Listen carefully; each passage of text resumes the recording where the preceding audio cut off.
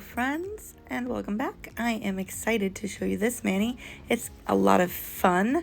I don't know how many Dr. Seuss fans there are out there, but I would guess there'd be quite a few.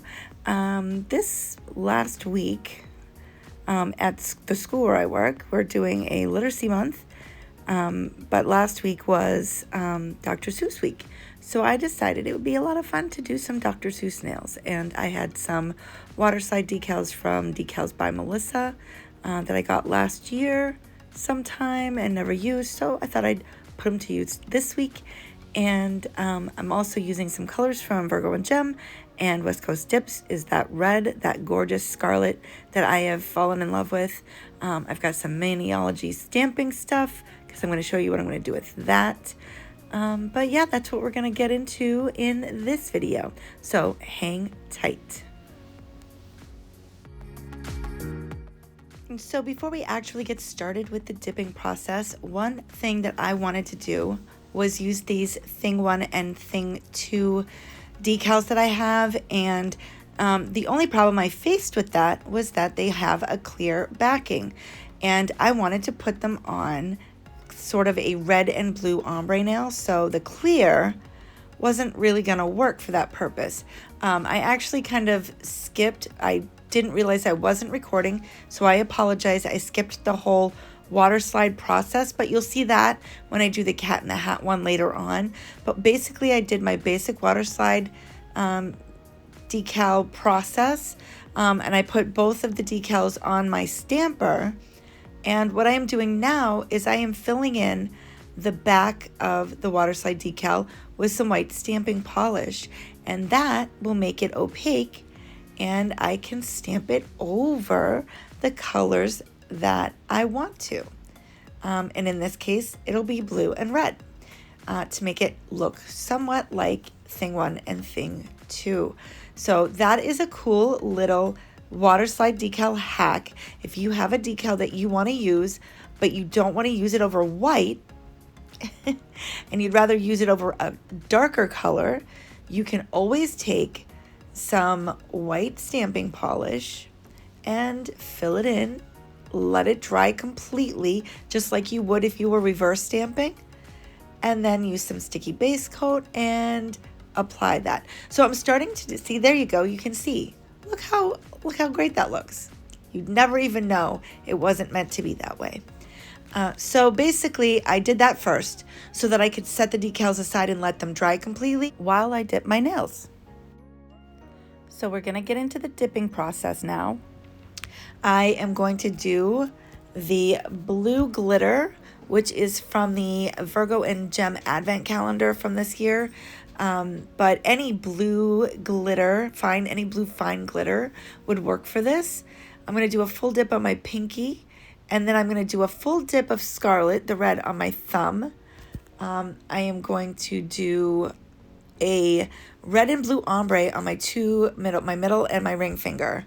And I'm going to do that ombre a little bit different.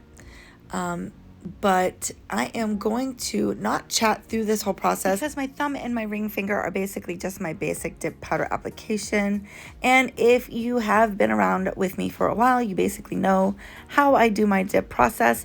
If not, I do have a playlist on my channel of basic dip powder videos, and I will link that in the cards for you.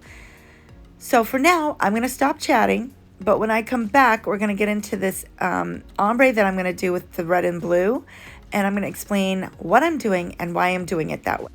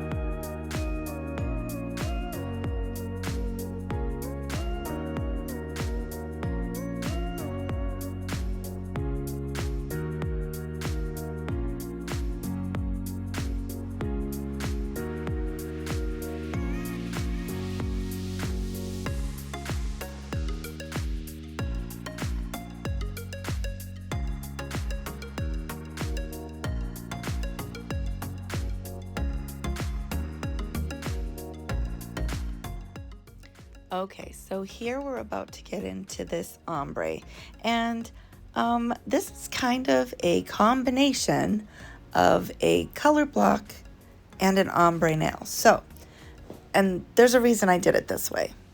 I wanted the bottom half of my nail to remain a true red, and I wanted the top of my nail, or is that the top or the bottom? I don't know. The part near the cuticle to be a true blue. I wanted it to stay that color. And I wanted the middle to be less ombre and more hair-like. I don't know how to explain what I was thinking, but basically I dipped the tip of my nail about 2/3 of the way in the red, and then I'm sprinkling on the blue glitter, so you can see it really kind of looks more like a color block right now. But then I am going to, on my next round, when I do the next layer, I'm going to do it more like an ombre. You'll see. So the first step is more like a color block, and then the second step, it's more like an ombre. And then I'm going to show you what I do. I'm not sure how quickly I do it, so I'll try to explain it as best I can. How I got this ombre to look a little slightly bit more like hair to resemble thing 1 and thing 2. So I am repeating the same process I did on the ring finger, dipping 2/3 of the way in the red, sprinkling on the blue. It really looks more like a color block right now, but when I do the next step, you're gonna see how I get more of an ombre effect, and that way the red is a true red and the blue is a true blue, and it doesn't end up looking purple. That's what I was trying to avoid.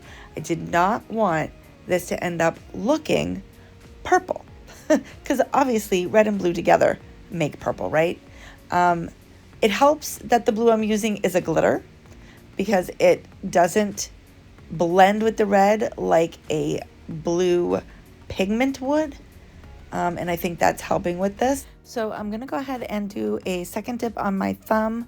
I think I already did that on my pinky with the blue glitter. When I'm done with my thumb, I am gonna go in for a second layer of the blue and the red together on my ring and my middle finger, and we'll talk a little bit more about the ombre. And then I'm going to dip into a white glow powder on my index finger, and that's where the cat in the hat's gonna lay. So that's what we're doing here, and I will be back in a few minutes.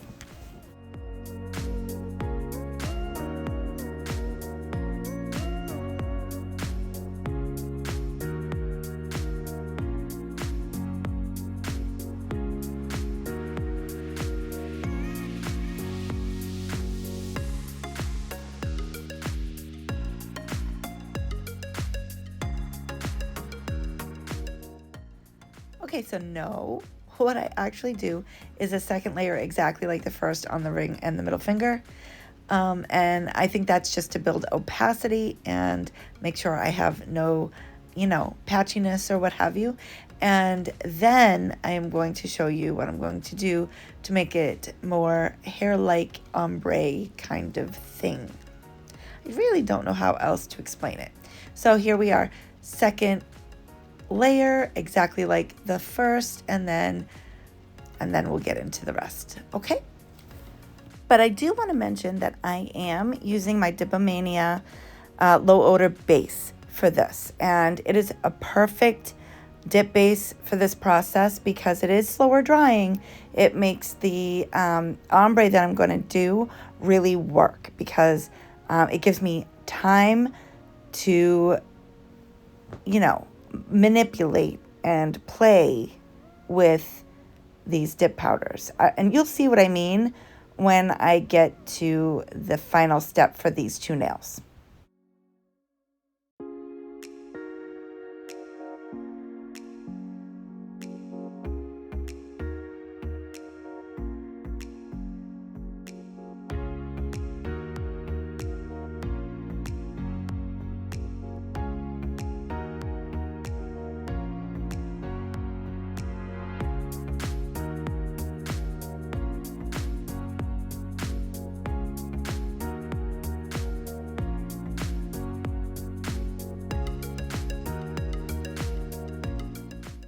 Right, so what's next is I'm going to do a third layer, but I'm only going to do a third layer of the blue glitter, and that is to make it look more like an ombre. So I'm going to sprinkle some of that blue glitter just like I did the first time, but this time I'm not adding a third layer of the red. So the blue is just going right over the top like that. And then I am going to take my orange stick and I'm going to scrape and swipe upward to create a hair-like design in the powder. And it's really hard to see while I'm doing it how it turns out, but I really am happy with the end result, and it ended up looking pretty cool, and it didn't blend out looking like purple, so I guess it turned out great. So that's what I'm going to do with this second, my middle finger. And when I am done with that, I'm going to, as I said, dip into a white glow powder from Virgo Gem called, I think it's called Full Moon, I think. And then I'm going to cap everything in clear, and I am going to make this clear. I'm going to activate after I cap and clear. And then I'm going to activate, and I activate twice to make sure that all the layers are cured. See, here I am scraping up towards the cuticle to make a hair-like design. I don't know how else to explain it. It actually worked way better than I thought it was going to. So I'm happy about that. But yes, so after I cap and clear, I am going to activate my nails, and I do 2 layers of activator after I dip. And that is to make sure that that activator absorbs and, what's the word I'm looking for?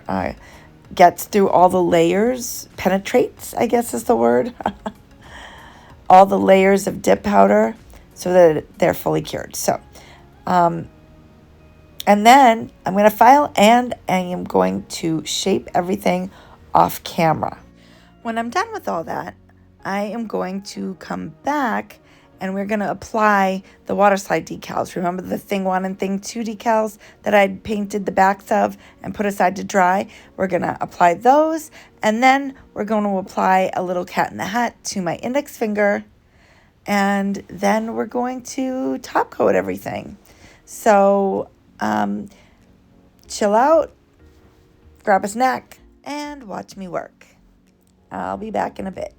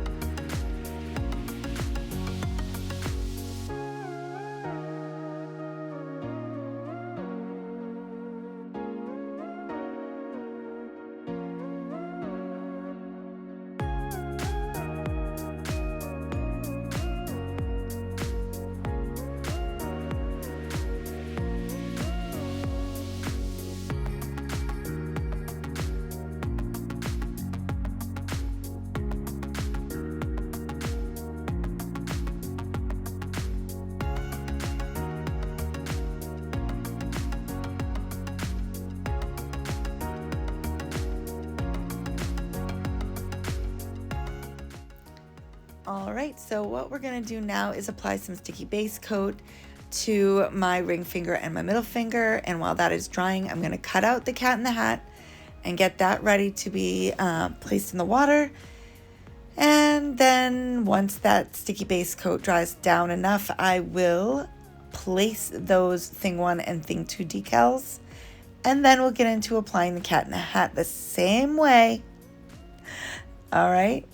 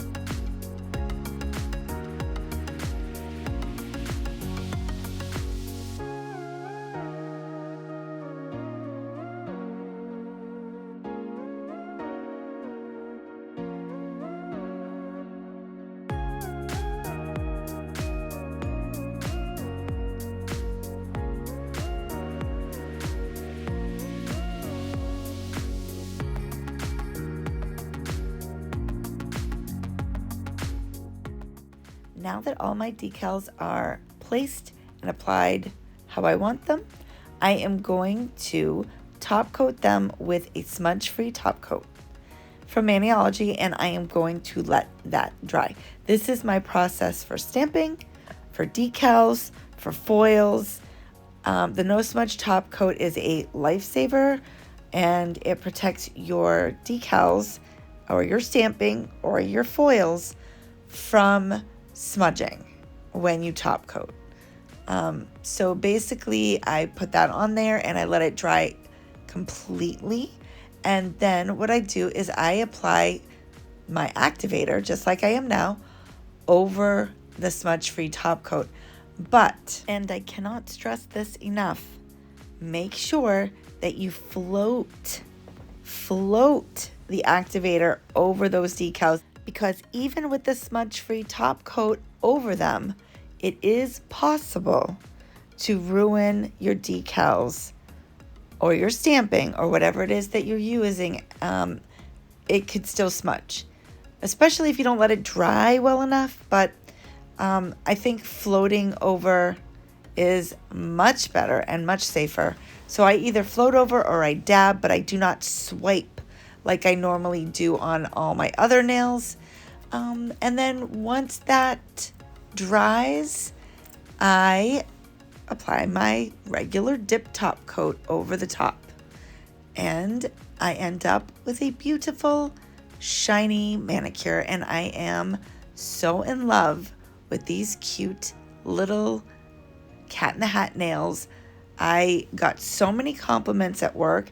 All of my coworkers were just in love with them, and the kids thought they were amazing too. So I am really happy with the way they came out, and they were a lot of fun to wear around during Dr. Seuss week.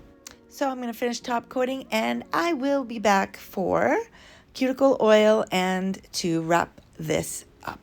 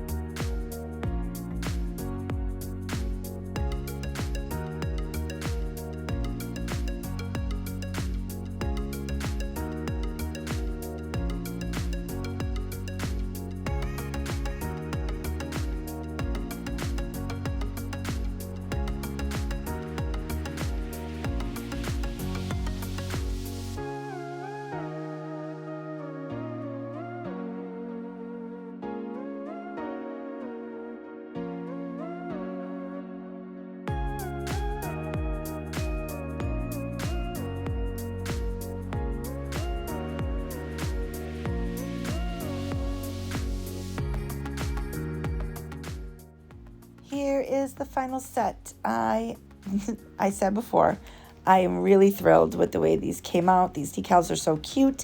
I'm glad that I was able to make the decals work, because I really think that the white background for thing 1 and thing 2 works over the blue and red so well, and it really does remind me of the characters from the book. So I thought that was fun, and yeah, so a little dog hair got stuck to my finger there.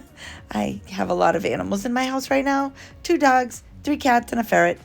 Don't ask. It's kind of like having a zoo. But anyway, so anywho, thanks so much for being here and joining me and hanging out with me while I did my nails. The set was so much fun, and I really enjoyed wearing it. If you liked this video, don't forget to hit that like button and subscribe to my channel if you haven't already. I look forward to seeing you in the next one. Bye bye now.